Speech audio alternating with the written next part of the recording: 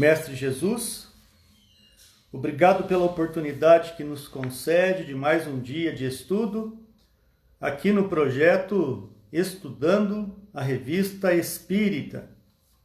Pedimos o vosso auxílio para que nós possamos, juntamente nessa parceria entre Palestras Davi e Espiritismo Sociedade, possamos continuar a corresponder com essa expectativa de conhecer a doutrina espírita através do vasto material deixado pelo mestre Allan Kardec através deste periódico chamado Revista Espírita, lançado sempre mensalmente de janeiro de 1858 até abril de 1869, proporcionando assim 11 anos e 4 meses de muito estudo doutrinário e o desenvolvimento do Espiritismo. Pai nosso que estais no céu, santificado seja o vosso nome. Venha a nós o vosso reino, seja feita a vossa vontade, assim na terra como no céu. O pão nosso de cada dia dai-nos hoje, Senhor, perdoa nossas dívidas, assim como nós perdoamos os nossos devedores. Não nos deixeis cairmos em tentação e livrai-nos da prática de todo o mal, que assim seja. Muito bem, o artigo de hoje mostra como Allan Kardec foi um cara extremamente aberto ao diálogo, né?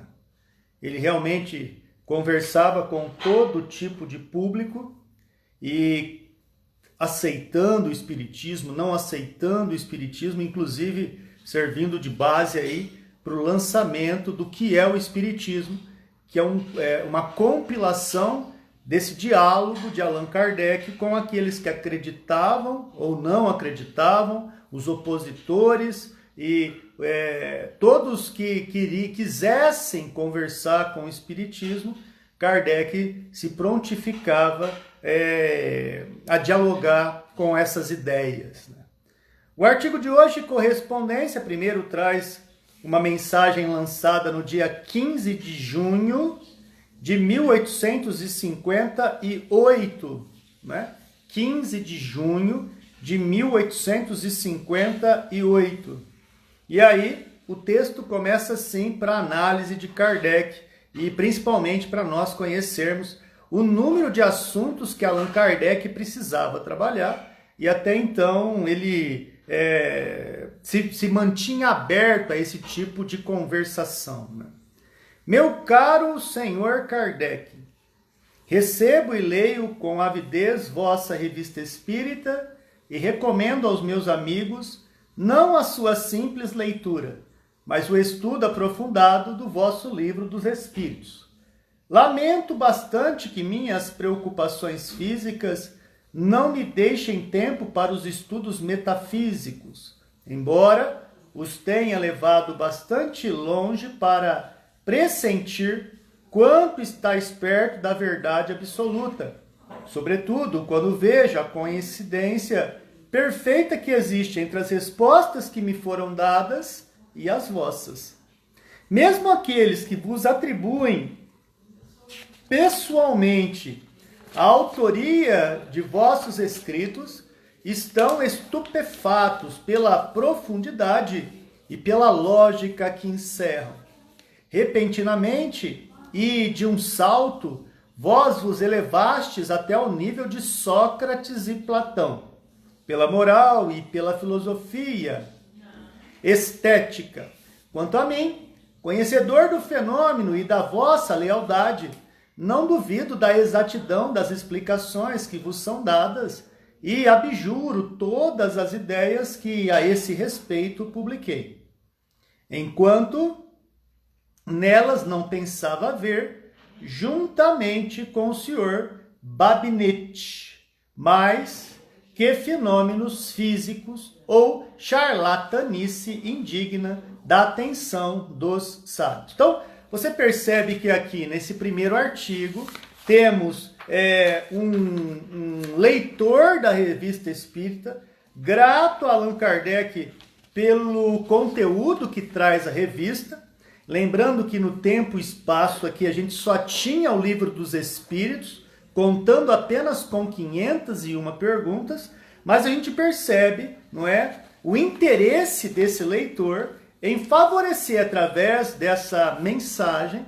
exatamente a importância de estudar o Espiritismo a partir de sua base, a partir da sua fundamentação, que é exatamente o Livro dos Espíritos. É evidente que aqui, nesse artigo, esse entusiasta do Espiritismo vê sim que muita gente falava que esses efeitos eram charlatanice, que era ilusionismo, coisas para mexer com o sentido real das coisas, mas aqui, graças ao estudo metódico, esse homem, esse leitor, traz uma visão extremamente pautada nos princípios do discernimento. Né?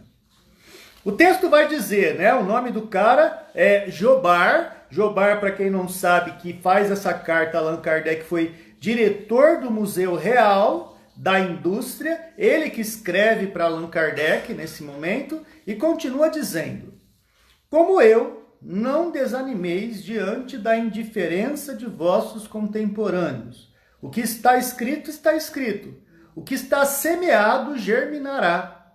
A ideia de que a vida é uma afinação das almas, uma prova e uma expiação, é grande consoladora progressiva e natural. Os que a ela aderem são felizes em todas as posições, em vez de se queixarem dos sofrimentos físicos e morais que os oprimem, devem alegrar-se ou, pelo menos, suportá-los com resignação cristã. Então, Jobar está colocando o quê? Que aqui é uma vida de transitoriedade. Ele entende, depois que começou a estudar a doutrina espírita, que todos os prazeres, que todas as dores, que todos os padecimentos, que todas as alegrias que a gente passa na matéria são exatamente passageiros, né? A gente de transitoriedade. É uma visão interessantíssima, mostrando exatamente que a nossa verdadeira pátria é a pátria espiritual e que realmente, diante do que a gente constrói em nossa casa mental, na nossa psique, no nosso comportamento, esse definitivamente é o que vai nos levar ao verdadeiro continente da alma. Continente da alma. Aí, Jobar, inclusive, manda uma forma de poesia. Por ser feliz, foge ao prazer. É do filósofo a divisa. O esforço feito para obter custa bem mais do que se ajuiza. Mas ele vem cedo ou mais tarde, de forma súbita e imprecisa. Do acaso é jogo sem alarde, que 10.000 vezes valer visa. Jobar, então, coloca exatamente esse exercício de um dos patrimônios que nos fornece o Espiritismo, nos coloca sempre diante. A filosofia da vida. Muito obrigado, Eduardo Muniz, pelo comentário aí na nossa live. Muito obrigado ao projeto que você hoje conhece, Espiritismo e Sociedade também, presente conosco. Todos vocês, muito bem-vindo, viu? Obrigado aí pela oportunidade do estudo. A gente percebe então a preocupação de Jobard, esse leitor da Revista Espírita, fornece a Kardec a gratidão que ele faz exatamente sobre o aspecto filosófico do Espiritismo. Jobard mostra o que ele busca exatamente dentro do Espiritismo que o encanta, o porquê da vida, por que a gente nasce, por que a gente tem que passar pela vida do jeito que a gente passa, qual é a finalidade do livre-arbítrio, quais são as consequências de nossas escolhas, tudo isso é uma parte do Espiritismo que nos encanta. E aqui Jobard, nessa correspondência a Allan Kardec, agradece essa provocação sadia encerrada nas consciências que desejam, através da leitura e principalmente da conscientização do Espiritismo, fornecer uma espécie de andamento lógico daquilo que nos acomete e passamos em vida, não é? Olha só que interessante, meus amigos.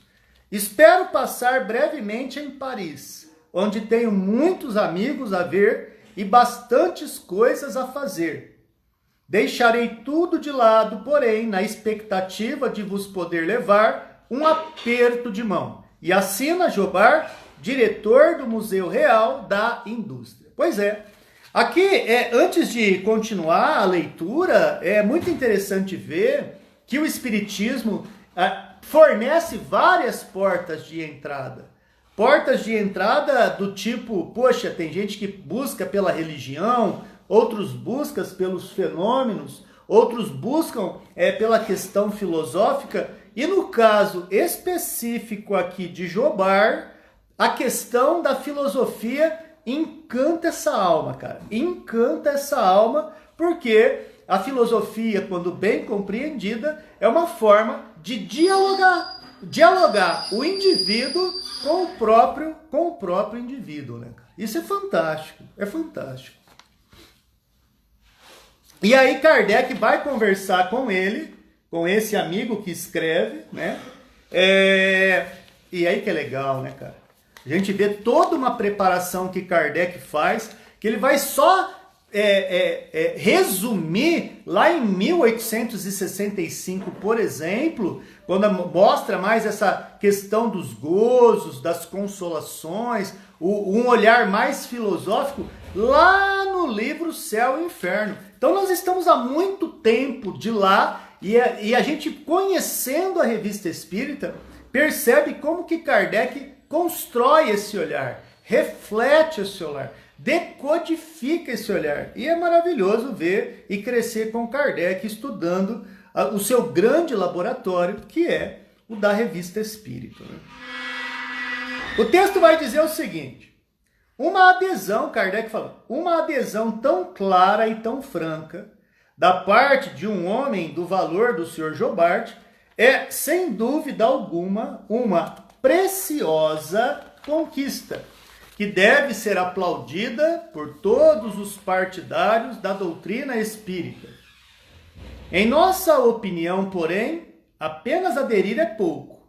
Mais relevante admitir abertamente que se haja cometido um equívoco, abjurar ideias anteriores já publicadas, e isso sem qualquer pressão ou interesse, unicamente porque a verdade se tornou patente. Eis aí o que se pode chamar da verdadeira coragem de opinião, sobretudo quando se tem um nome conhecido. Não é ninguém menos, né, do que um diretor de um museu que assumidamente o cara fala, é o seguinte, o que eu estou vendo no Espiritismo é real e eu não estou aqui para fazer politicagem, não é? Eu venho aqui, o que o diretor está colocando, para colocar o meu na reta e falar que o negócio realmente é real e que atende à fé raciocinada. Então tá certo sim. Pô, então Kardec bate palma para homens dessa natureza, que sai de cima do muro, que toma partido das coisas. E é exatamente disso que dentro do Espiritismo, principalmente, muitos de nós falam, você é espírita? Para evitar discussão, muitas vezes a gente fala assim, não, eu sou cristão, né? Então, não assume posicionamento. Ah, vai ter discussão, o outro vai pensar que eu frequento isso, achando que espiritismo é aquilo. Enfim, não, ou é ou não é, ou é ou não é. É esse tipo de situação que está falando Kardec aqui, né? Olha que interessante. Agir assim é peculiar às pessoas de caráter, que sabem colocar-se acima dos preconceitos. Caramba, isso é fantástico, cara. Sou espírita sim, cara. E não tem esse negócio de mesa branca, de misturar com vela preta, fita amarela, matança de bode. Olha, espiritismo é isso. Ou seja, é a gente, né, sem o preconceito, trazer o valor da educação. Kardec, ele ele traz esse tipo de olhar que para a gente hoje em dia é fundamental que a gente faça, né? Pelo menos nos sugira, né? Que faça. Por certo, todos os homens são passíveis de cometer enganos, entretanto, há grandeza em reconhecer os próprios erros, ao passo que há mesquinhez em sustentar uma opinião que se fala falsa, unicamente para exibir um prestígio de infalibilidade junto às pessoas comuns, né? Então você começa a perceber aqui neste momento que Kardec prepara o livro O que é o Espiritismo. O que é o Espiritismo? É um livro incrível, cara. Um livro fabuloso, que curiosamente pouquíssimas pessoas têm lido. Eu não sei se você conhece. É um livro fininho, fininho, fininho, mas de um conteúdo que é muito esse diálogo expandido que Kardec, de maneira muito paciente, faz para conversar com os opositores particularmente, os antagonistas particularmente, né? Ele tem paciência em ouvir o que vem na contramão do Espiritismo para depois dialogar e construir a realidade lógica de quem discorda. Isso é incrível, cara. É incrível. É incrível. É o poder da dialética, bem contrário ao poder da retórica, né? Retórica e dialética caem em que sentido na filosofia, né? A retórica você precisa colocar na goela e engolir. Você não pode pensar. Então, você precisa ouvir e nem pensar e aceitar aquilo como um dogma. Essa é a retórica. Agora, na dialética, não.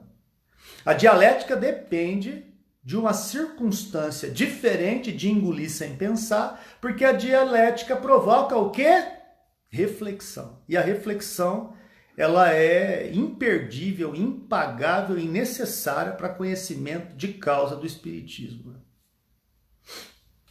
É muito legal isso. Tal prestígio não poderia enganar a posteridade que arranca impiedosamente todos os europeus do orgulho. Somente ela constrói as reputações. Apenas ela tem o direito de inscrever em seu templo. Este era verdadeiramente grande pelo espírito e pelo coração. Quantas vezes não terá escrito também: este grande homem foi também mesquinho. Sabe o que é mesquinho? Pequeno demais? Sem brio? Uma espécie de zumbi que vegetava em vida? Pois é. Às vezes é uma pessoa com muito poder, é uma pessoa com muita grana, é uma pessoa com muita beleza, mas vazia. Péssima de convivência. Irrisória de querer estar junto. Top, né? Top muito contemporâneo. Tem muita gente assim. Ainda mais no mundo de provas e expiação, né? Que a gente sabe que não tem moleza. Meu avô dizia: meu filho, ninguém tem estrela na testa. É algo muito real, né? Muitas vezes existe aqueles que estão sorrindo para você, estão aparentemente do teu lado, e por baixo te dá uma rasteira que você não sabe nem de onde veio aquele rabo de arraia. São os mesquinhos. São os que vivem na superfície das relações. Top, né? É o exercício filosófico, cara. Ele deixa a gente no banheiro do conhecimento íntimo. Porque num estudo como esse, o mesquinho, ele é colocado em forma de espelho. Ele reflete as suas atitudes. Ele se mostra como ele é. E aí o que ele faz quando ele se identifica e fala: Espiritismo é isso? eu ter que trabalhar isso na contramão para fazer reforma íntima, Deus me livre. Estou de boa. Deixa eu fechar isso aqui, deixa eu fechar o livro, deixa eu pensar em outra coisa. Deixa eu continuar sendo remela no lugar de olho. Então, é lógico que o Espiritismo vai provocar, vai deixar a gente passando por uma espécie de peneira, e quem passar da peneira é que está com o lombo grosso para receber aí o grande impacto que ele provoca na vida do indivíduo, né? Na vida do indivíduo. Então, ainda em relação ao Sr. Jobard, o Kardec vai dizer o seguinte, né? Os elogios contidos na carta do Sr. Jobard nos teriam impedido de publicá-la se tivessem sido dirigidos a nós pessoalmente. Se Kardec reconhecesse que aquele momento de elogio fosse para ele, Kardec fala, não dá para publicar, não é para o Espiritismo. Né? É igual quando a gente acaba uma palestra, o cara vem e bate palma. Nossa, como você é bom. Então o cara não entendeu, porque a palma ele não deve ser vista para ele. Se a palma for colocada, e é uma coisa que eu particularmente não gosto, tem gente que não se incomoda, mas não é meu caso. Eu não gosto mesmo. Não gosto. Mas se bate palma, no final, normalmente eu falo, olha, que essas palmas sejam pela mensagem. Não por mim. Porque na maioria da parte do tempo eu não sou assim. Aqui é o meu esforço de querer ser melhor. Mas de verdade não é assim que eu sou. Não te dou 5 minutos para você deixar de gostar de mim lá fora. Então, essa sinceridade, né, garante que a gente desça um pouquinho, né, dessas estatuetas que nos coloca a imagem do orgulho, do cara que é o bom. Isso aí ferra muitas reencarnações. Demais. Postura de se achar, espécie de guru. Pô, o cara que pensa que é um guru, ele tá ferrado, cara. Porque tem hora que ele vai ter um encontro com ele e ele vai ver que não é guru coisa nenhuma, mano. É igual, cara. É um igual. Porque sábio mesmo é o que fez Sócrates no momento da reflexão dele, que ele chega pra ele e fala, ó, só sei que nada sei, velho. Então deixa de ser otário. Baixa a bola. Menos, velho. Menos. Quanto menos, mais. Os últimos serão os primeiros. Isso é importante que se diga, porque no meio espírita tem muita gente que se acha. Isso é pavoroso, né? Pavoroso. Mas não é só no espiritismo. É todo aquele que tem um pouquinho mais de lábia, um pouquinho mais de didática, um pouquinho mais de dicção, um pouquinho mais de sabedoria. Muitos, quando se desvia, nossa, fica mesquinho, cara, chato. Nossa. Então, Kardec está tendo esse exercício. Se fosse para mim, eu não publicaria nunca isso aqui. Porque o Espiritismo está acima de mim. Eu sou apenas um representante da informação dos Espíritos. É isso. E aí ele vai dizer o seguinte. Entretanto, desde que em nosso trabalho reconhece a obra dos Espíritos, dos quais não temos sido senão meros intérpretes, todo o mérito lhes pertencendo, nossa modéstia em nada sofreria com uma comparação que só prova uma coisa, que esse livro foi ditado por espíritos de uma ordem superior, né? Então, aqui fica o convite que Kardec nesse momento faz nesse artigo, né? Falando aí para Juliana, falando aí para Maria Luísa Munhoz, para Eliana Rampazzo, que acompanha essa live, a Trazilda, mas que está no ar, né? Antes tarde do que nunca, né? Vamos estudar o livro dos Espíritos. Vamos dar uma chance a essa obra, o livro dos Espíritos. E eu pergunto para esse trio que de mãos dadas comigo, rumo ao cume do Everest do conhecimento com os Espíritos. Meninas, vocês já leram o livro dos Espíritos, meninas? Interaja comigo. Me tire desse momento em que eu me sinto tão só, tão cabisbaixo, com a internet agora voltando e com a presença de vocês garantindo esse momento de paz, harmonia e conhecimento. Nossa, muito bem. Muito boa noite, Aricatuta. Beijo no teu coração, irmão. Então, Kardec vai dizer o seguinte: respondendo ao senhor Jorbar, nós lhe havíamos indagado se permitiria que publicássemos sua carta. Ao mesmo tempo, por delegação da Sociedade Parisiense de Estudos Espíritas, tínhamos recebido o encargo de oferecer-lhe o título de membro honorário e correspondente da referida sociedade.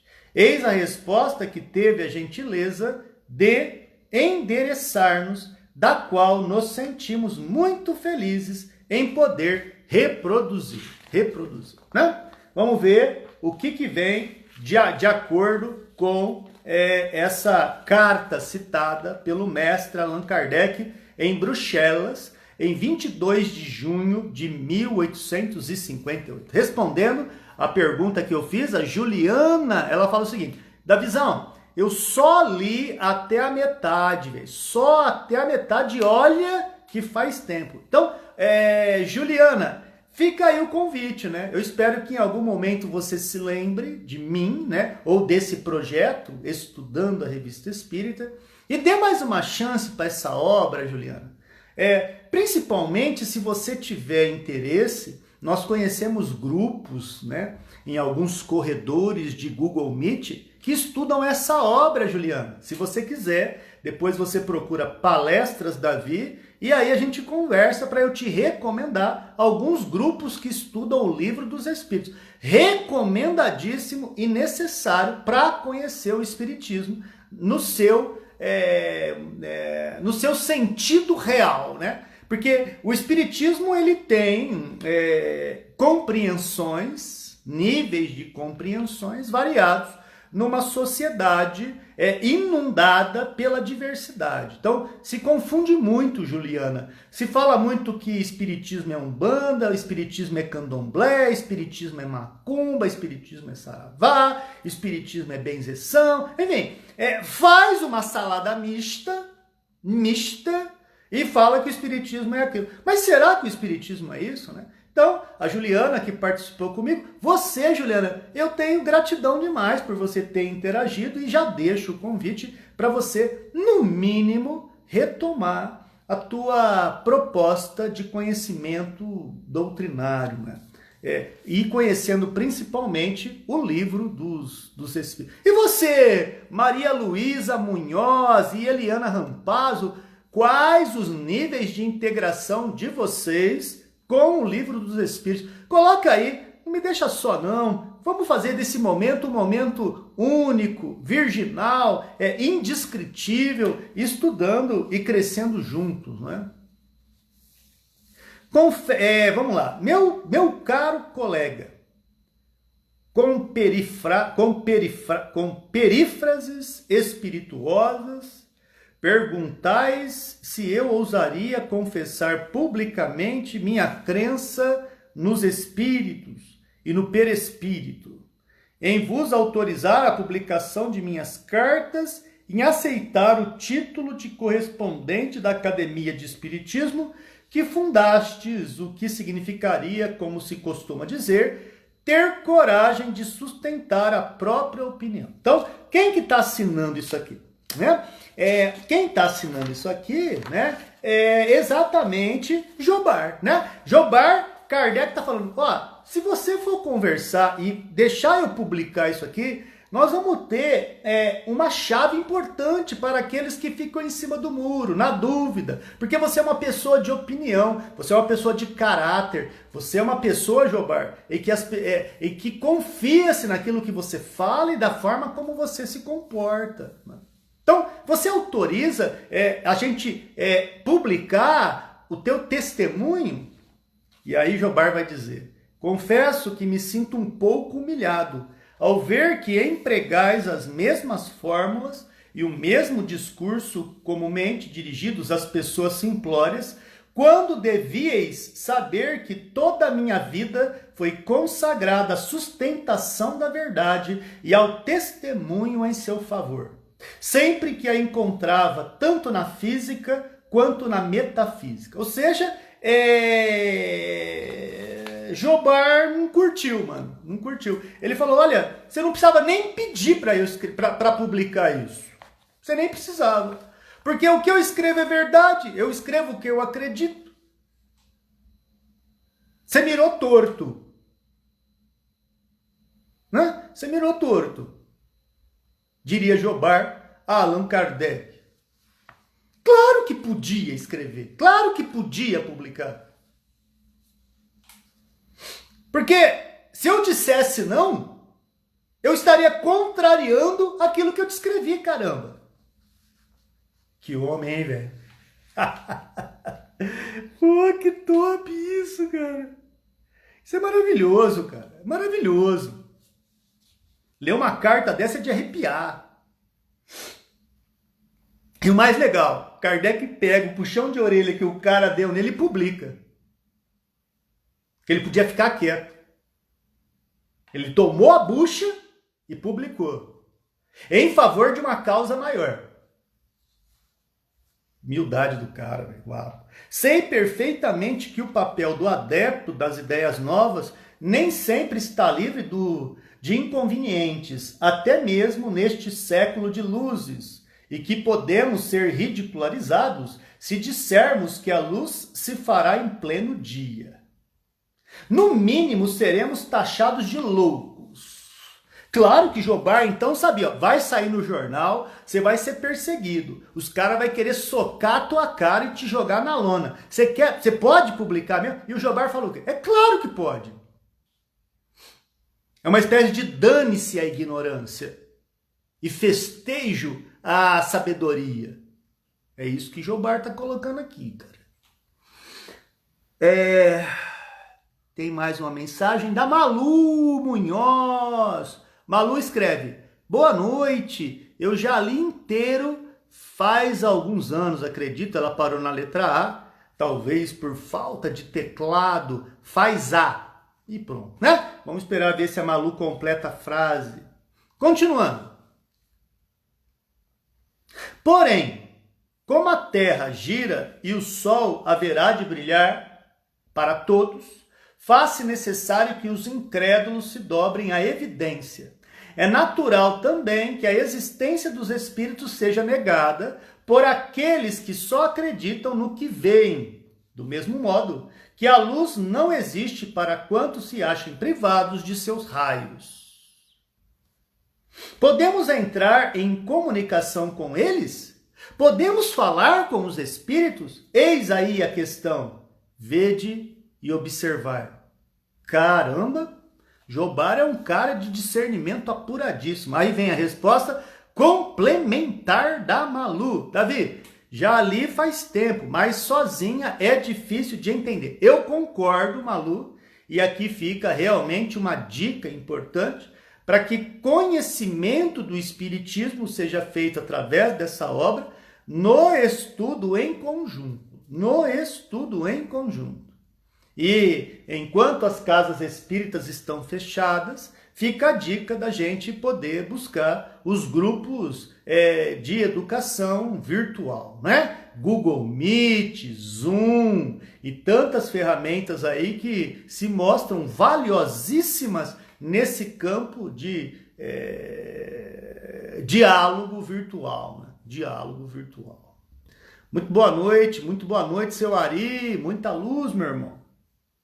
O tolo nega sempre o que ele não entende. Mesmo maravilhoso é-lhe pobre vergel. Ele não sabe nada e nada quer ou aprende. Do incrédulo esse é, pois, um retrato fiel. Outra poesia aqui do nosso amigo, né? Colocando exatamente sobre o tolo, não no sentido pejorativo, mas daquele que foge. Daquele que foge.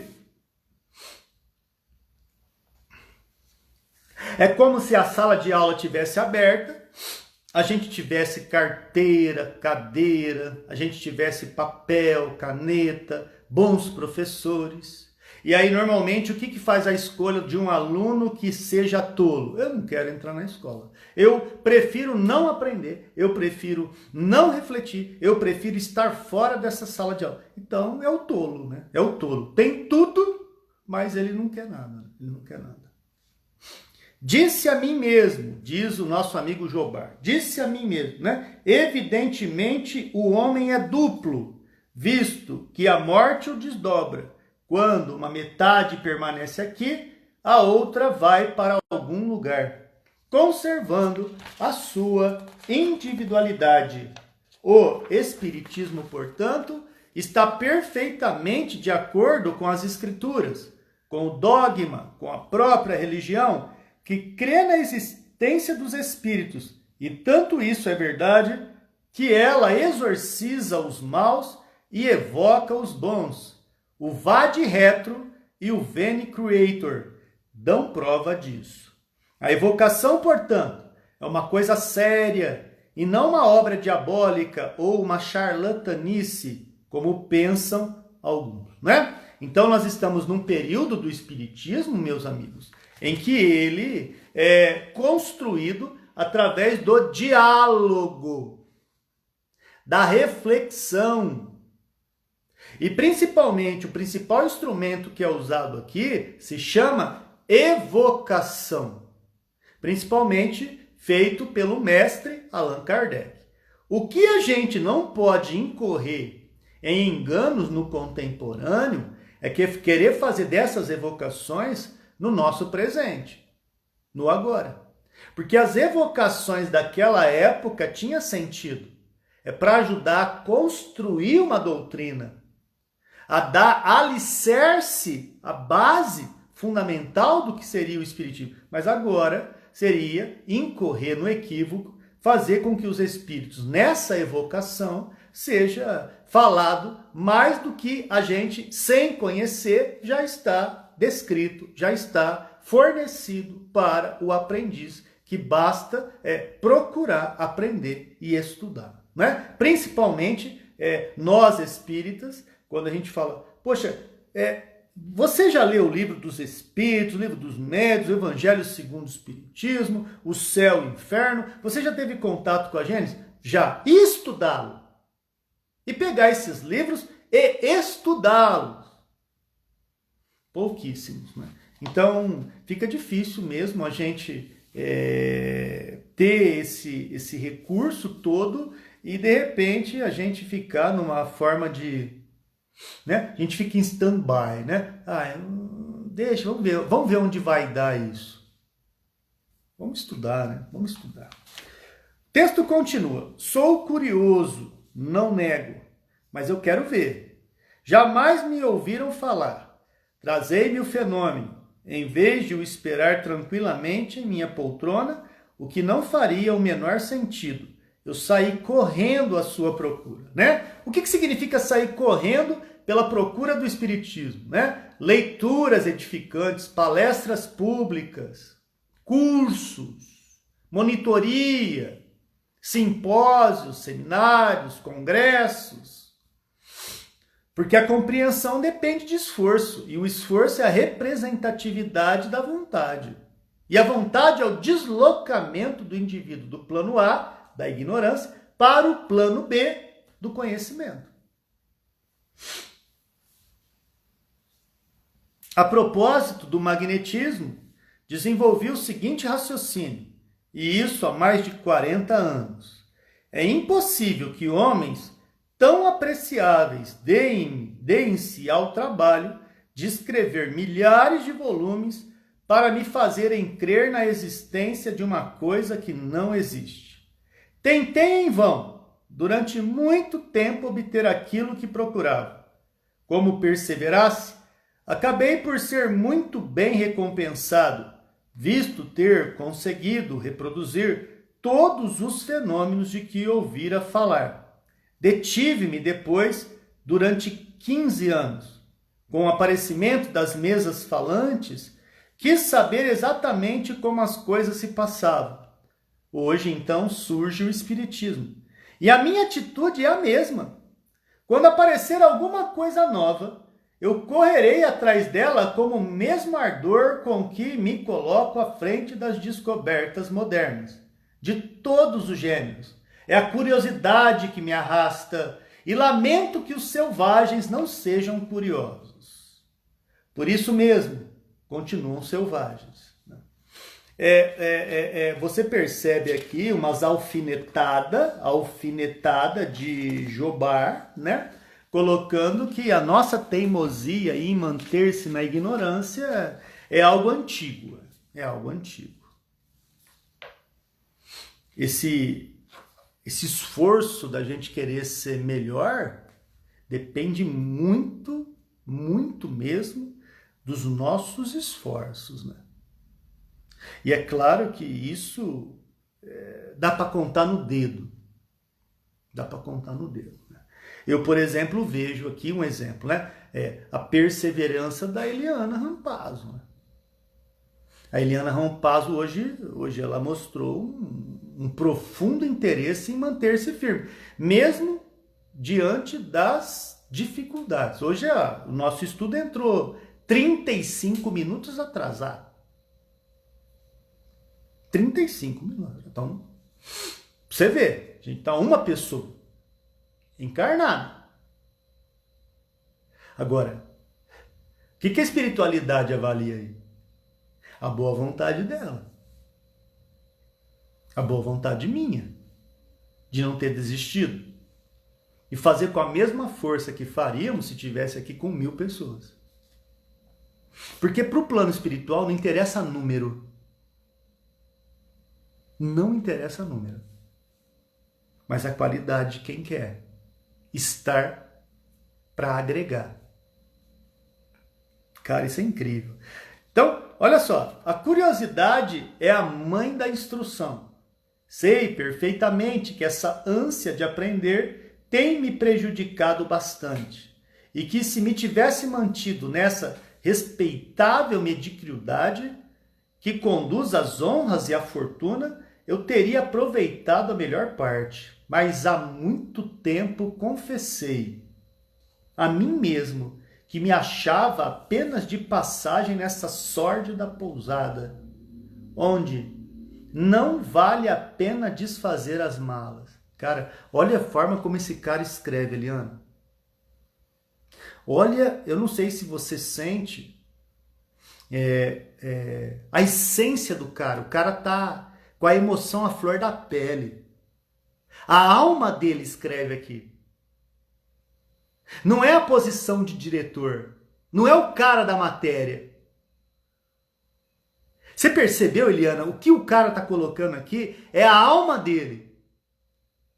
Pô, e Jobar mostra exatamente essa característica que a gente deve ter. De trocar status, ter, por ser em essência, caramba. Você mexer com o brilho do cara. Olha que legal, vou repetir a frase, Eliana.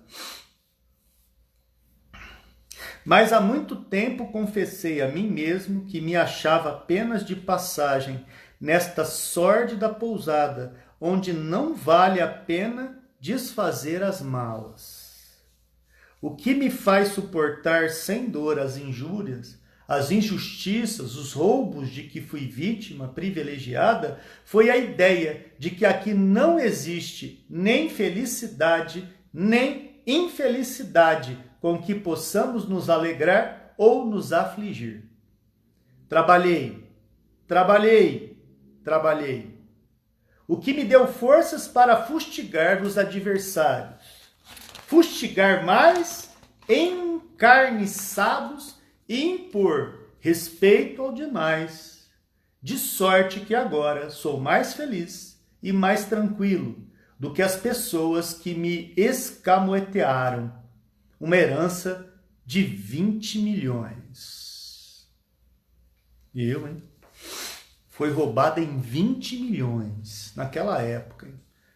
Eliana, eu não sei se você é palestrante, se você é monitora, mas eu gostaria que você, se quiser fazer um dia a Revista Espírita comigo, dividindo uma tela, fica o convite. Aí se você quiser fazer comigo, você sabe como funciona, a gente vai lendo e vai comentando. Se você topar, depois você procura Palestras Davi ou aqui mesmo aí no direct e a gente combina um encontro onde a gente, dividindo a tela, seria uma honra ter você que nunca faltou na Revista Espírita, aqui nesse estudo, dividir a tela e estudar comigo um desses artigos, tá? Se você topar, fica o convite e a gente combina uma data, beleza? Se você quiser já escrever nos comentários, fique à vontade, é só um convite, tá? Eu lastimo quem me roubou a herança de 20 milhões, pois não lhes invejo a posição no mundo dos espíritos. Se lamento essa fortuna, não é por mim, afinal de contas, não tenho apetite para digerir 20 milhões. Olá, seu Ari! Beijo no coração, irmão. Mas pelo bem que deixei de fazer, que alavanca poderosa nas mãos de um homem que soubesse empregá-la utilmente. Quanto impulso poderia proporcionar à ciência e ao progresso? Aqueles que têm fortuna ignoram frequentemente as verdadeiras alegrias que poderiam permitir. Sabeis o que falta à ciência espírita para propagar com rapidez? Um homem rico, que a ela consagrasse sua fortuna por puro devotamento, sem mescla de orgulho, nem de egoísmo, que fizesse as coisas em grande estilo, sem parcimônia, nem mesquinhez. Tal homem faria a ciência avançar meio século. Por que me foram subtraídos os meios de o fazer? Esse homem será encontrado. Algo me diz, honra a ele, pois. Né? Então, o que Kardec ouve, né, desse Jobard? Exatamente uma questão da riqueza, né? É uma situação delicada que traz a forma da gente pensar. Muitas vezes a gente fala assim, olha, se eu ganhar na Mega Sena, a primeira coisa que eu vou fazer é uma creche, é um orfanato, é isso, é aquilo, e de repente, quando a gente tem uma chance maior, muitos de nós não faz nada, né?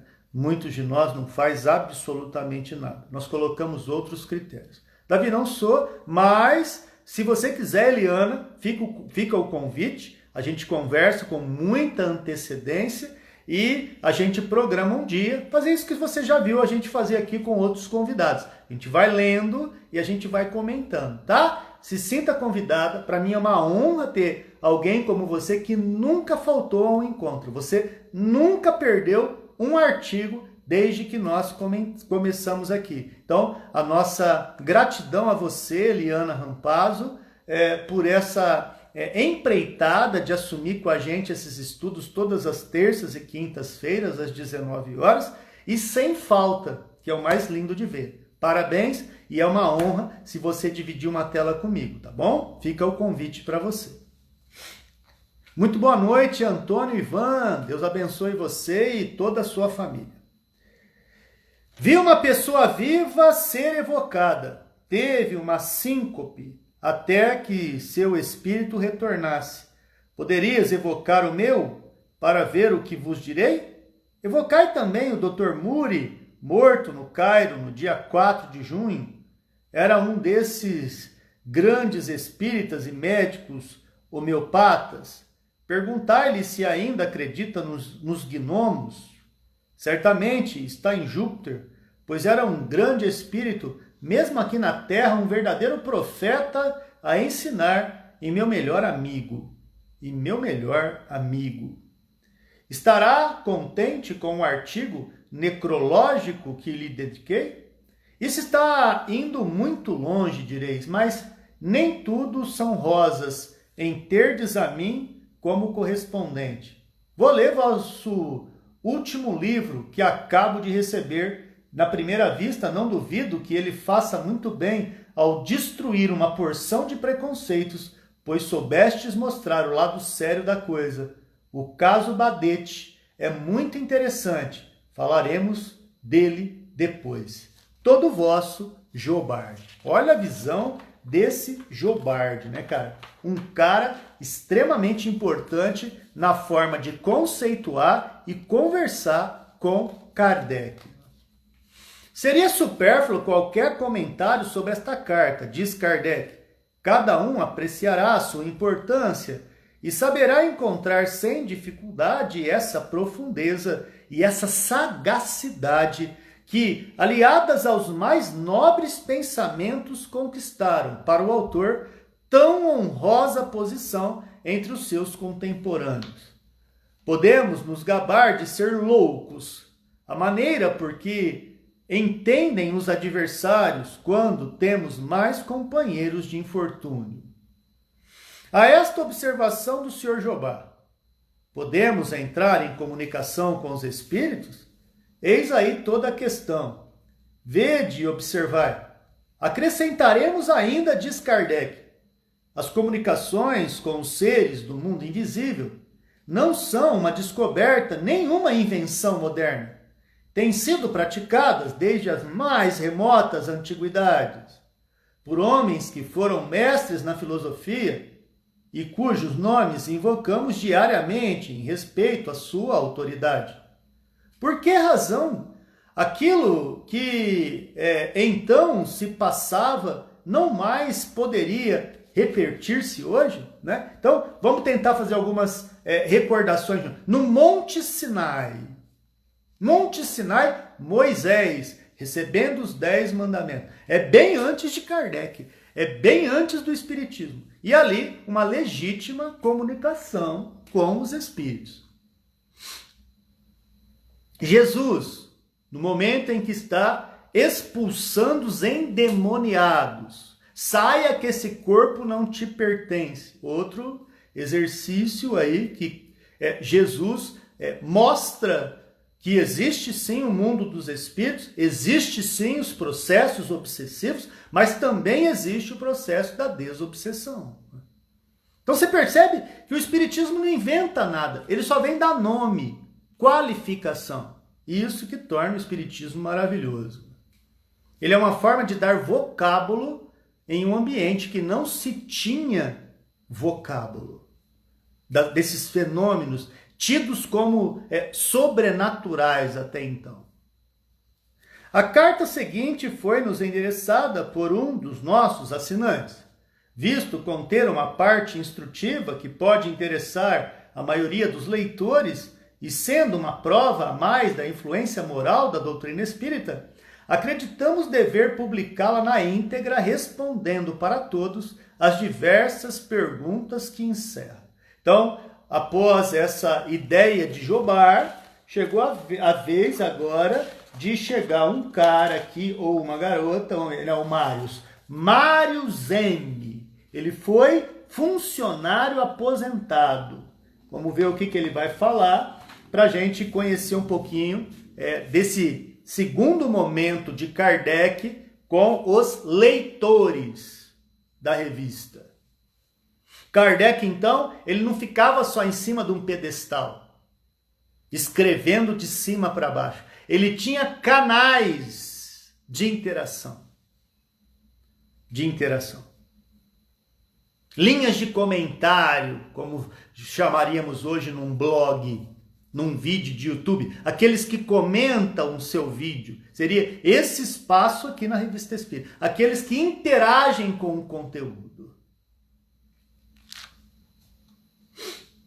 Mário vai dizer: Senhor e caro confrade em Espiritismo, certamente permitireis a um de vossos assinantes e a um de vossos leitores mais atentos que vos dê esse título, porquanto essa doutrina admirável há de enlaçar fraternalmente todos os que a compreendem e praticam. Em um dos vossos números anteriores, falastes de desenhos extraordinários feitos pelo Sr. Victorien Sardou, representando habitações do planeta Júpiter. A descrição que vos fizeste, como certamente a muitos outros, dá-nos vontade de os conhecer. Poderíamos dizer se esse senhor tem a intenção de publicar. Não duvido que alcançarão grande sucesso, tendo em vista a extensão que a cada dia tomam as crenças espíritas. Seria o complemento necessário da descrição tão sedutora que deram os espíritos desse mundo feliz, né? Então, já várias vezes aqui na Revista Espírita, a gente vê descrições de Júpiter, entidades espirituais que habitam lá, e principalmente a maneira da sociedade de Júpiter e como que eles vivem, né? Então, em outros números, o que chamou a atenção de Maris foi exatamente os desenhos que trouxeram aí esse médium citado, e também a curiosidade sobre esse planeta incrível chamado Júpiter.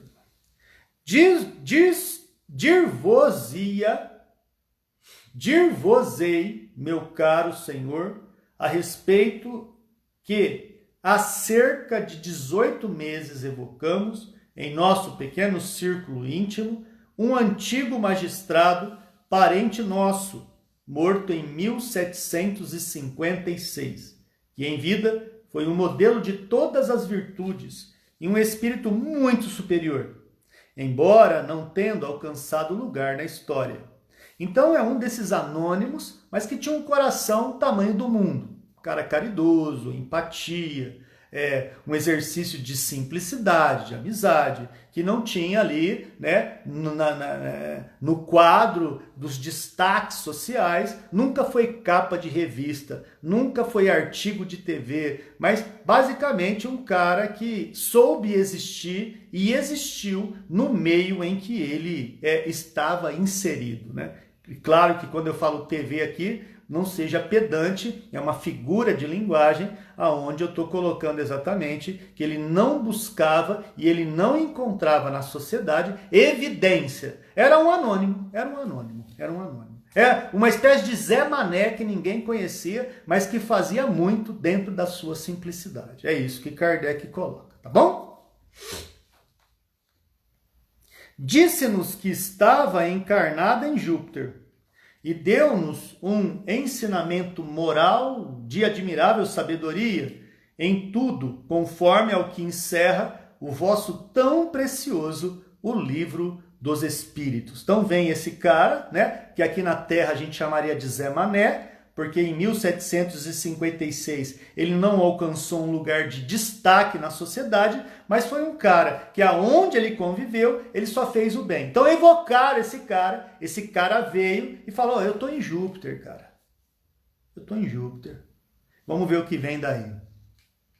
Tivemos naturalmente a curiosidade de pedir-lhe algumas informações sobre o estado do mundo em que ele habita, Júpiter. O que fez com extrema complacência. Olha isso.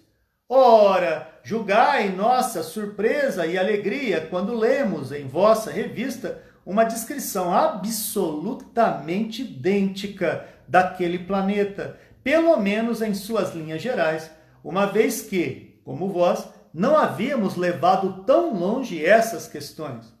Tudo ali é conforme ao físico e à moral. Até mesmo a condição dos animais. Mencionou, inclusive, as habitações aéreas, das quais não falais. Eu realmente fico encantado, cara. Como que isso é chamado no meio espírita de universalidade do ensino dos espíritos. Universalidade. O que vem a ser isso? Pipoca em vários locais diferentes, uma mensagem que tem praticamente o mesmo conteúdo.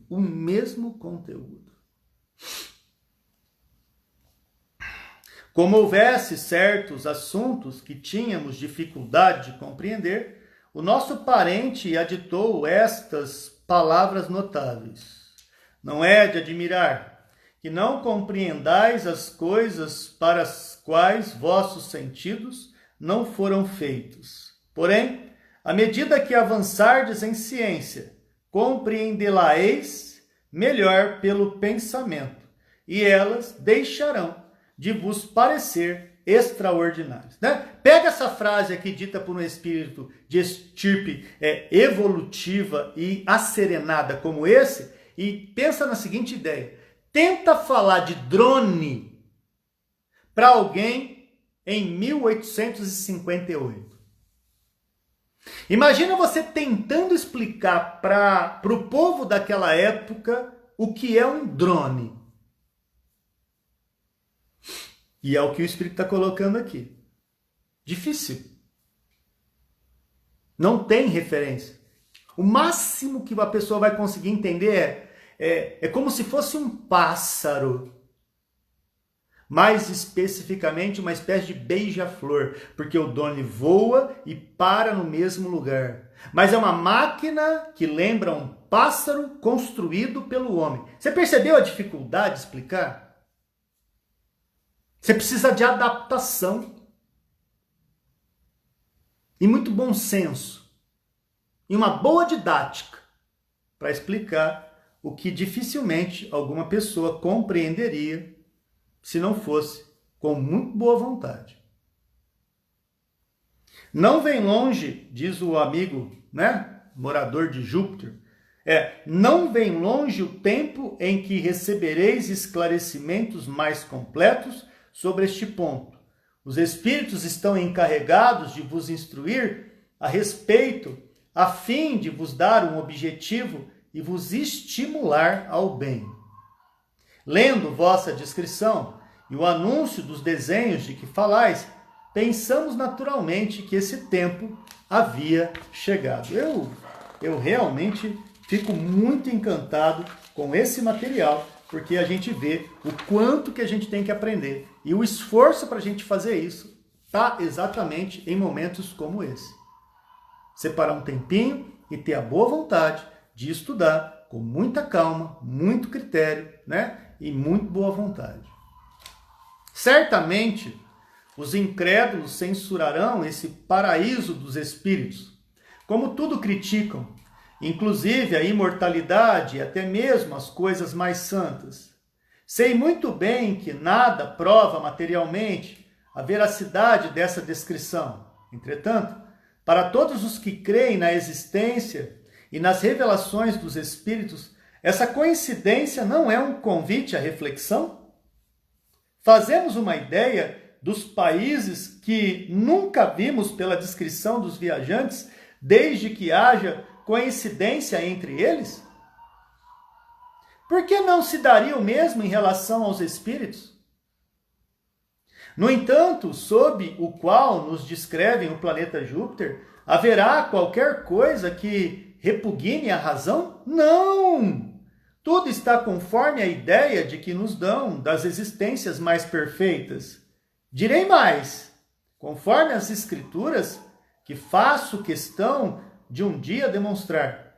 A mim isso parece tão lógico e tão consolador que seria penoso renunciar à esperança de habitar esse mundo afortunado, onde não há maus nem invejosos, nem inimigos, nem egoístas, nem hipócritas. Eis porque me esforço para um dia merecer viver neste lugar.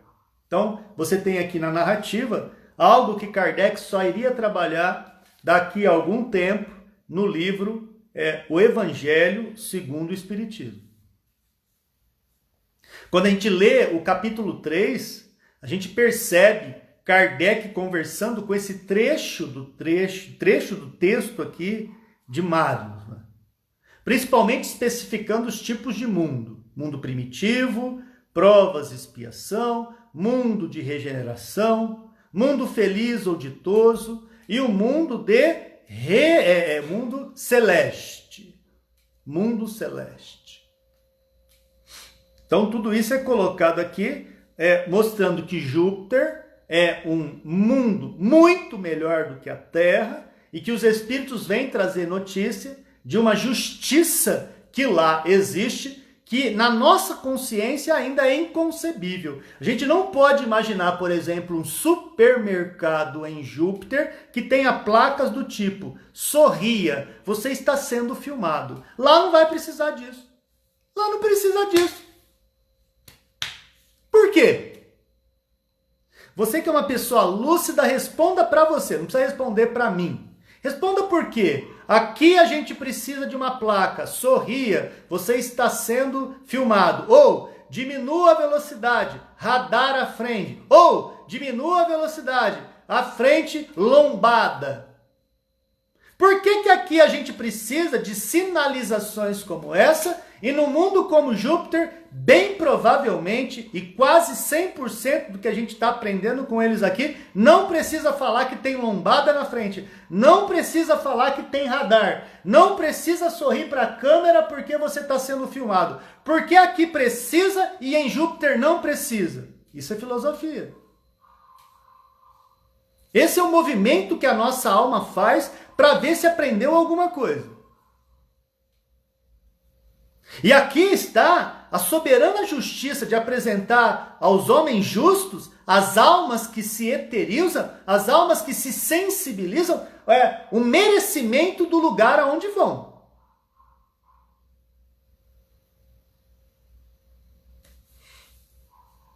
E o inverso também é verdadeiro.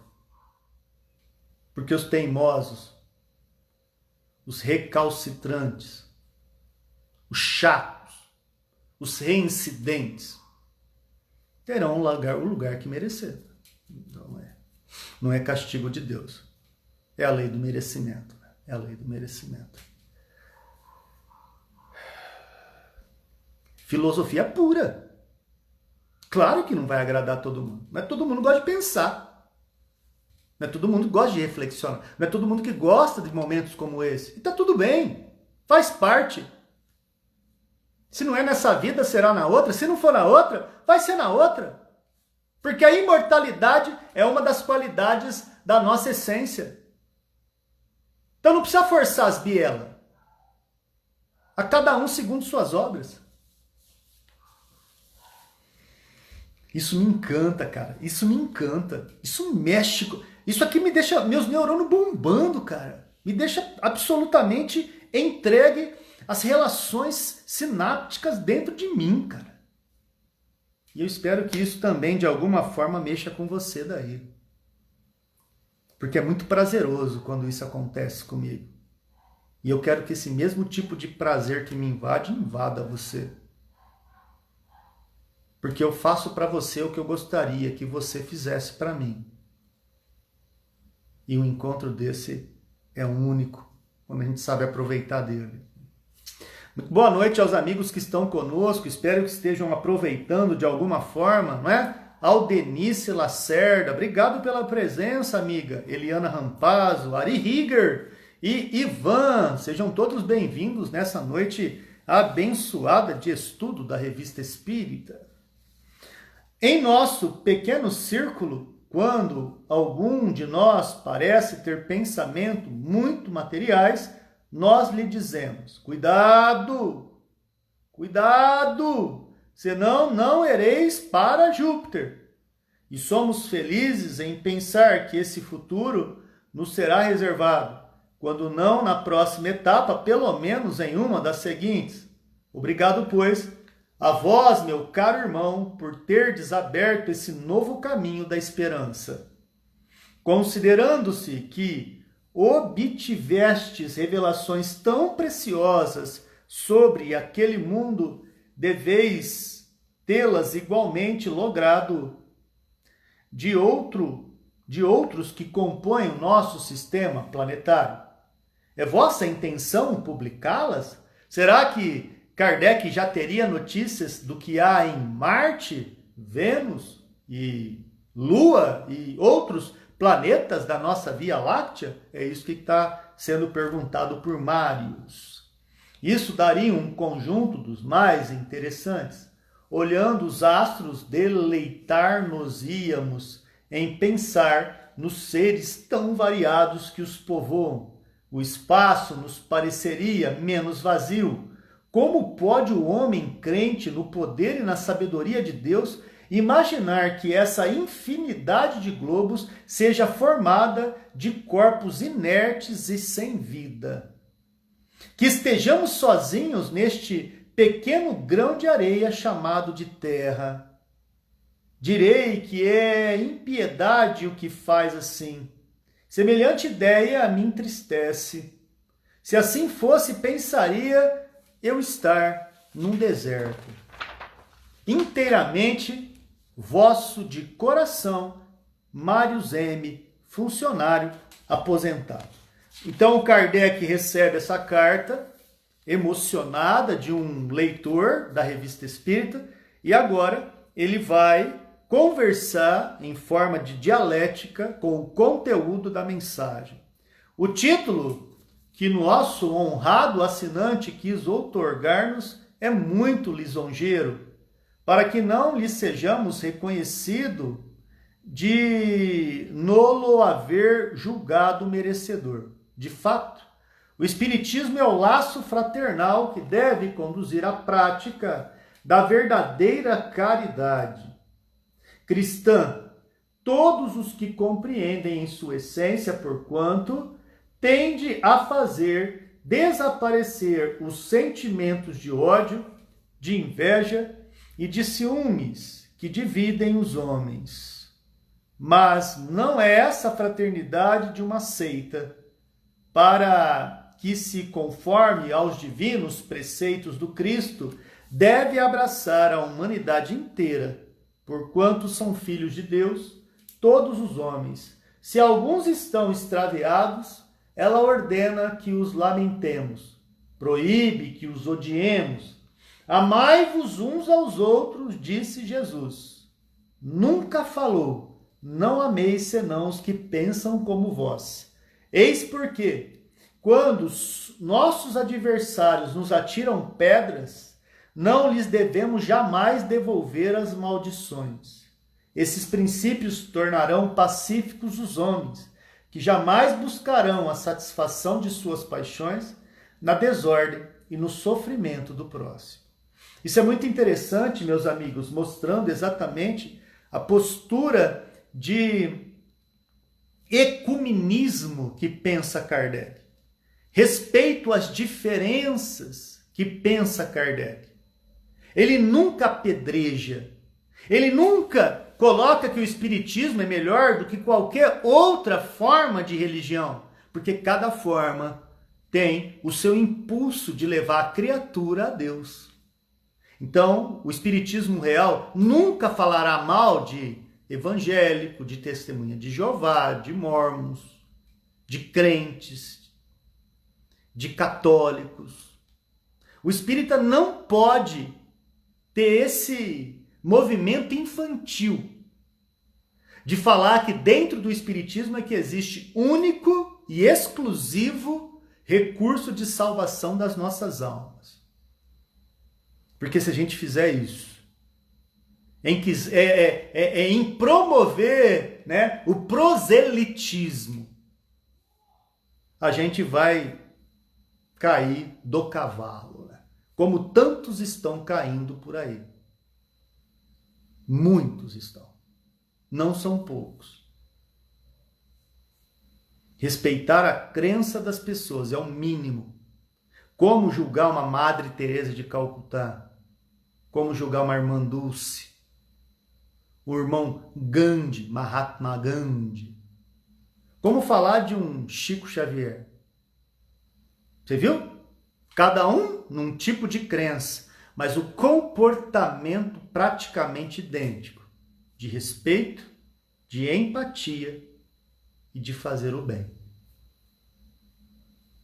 Humanistas natos, com pontos de vista diferentes, socialmente falando, mas na prática, esses sim, próximos de Deus. Kardec continua, meus amigos. Os sentimentos do nosso honrado correspondente estão registrados com muita elevação para que nos persuadamos de que entende a fraternidade tal como deve ser, na sua mais ampla acepção. Somos felizes pela comunicação que ele se prontificou a fazer a respeito de Júpiter. A coincidência que nos assinala não é a única, como se pode depreender pelo artigo concernente ao assunto. Ora, seja qual for a opinião de que se tem a respeito, nem por isso deixa de ser matéria de observação. O mundo espírita está cheio de mistérios e devem ser estudados com muito cuidado.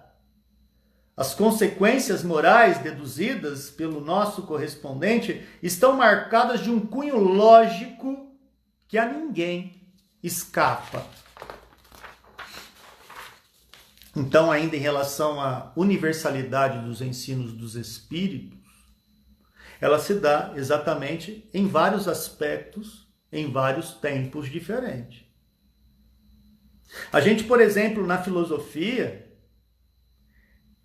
Platão vai escrever no Mito do Navio a ideia de almas de bronze, almas de prata e almas de ouro. E quando a gente estuda exatamente essas mesmas questões, só que no lugar da filosofia, na ciência, por exemplo, que traz na década de 90 Paul MacLean, do cérebro reptiliano, do sistema límbico, do neocórtex, e você faz exatamente uma amarradura entre o que falava 400 anos antes de Jesus, com o que está datado em 1990, e vê como as ideias se englobam, se juntam, conversam-se entre si, você passa a perceber que alguma coisa ali não é só coincidência.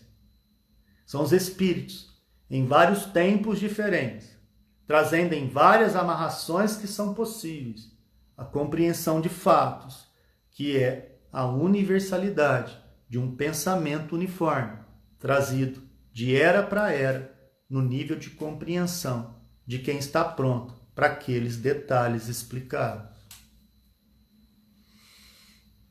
É o homem saindo da caverna, né? É o homem saindo da caverna.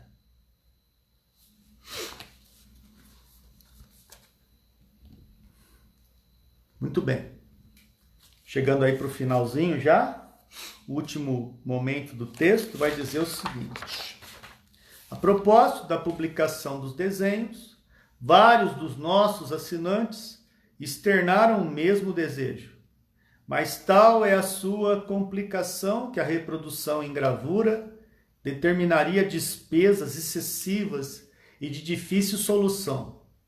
Os próprios espíritos haviam dito que o momento de publicá-las ainda não tinha chegado.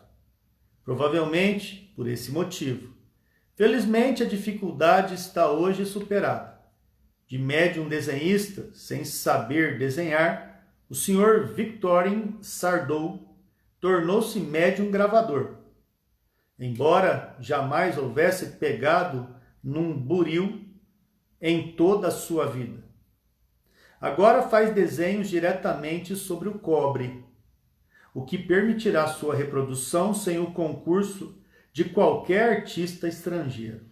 Então você está aqui numa época, 1858, que não tinha impressora laser, não tinha toner de tinta, não tinha impressora a jato de tinta, não tinha mecanismo de trazer um desenho da forma como estava. Não tinha Photoshop, não tinha Illustrator, não tinha AutoCAD.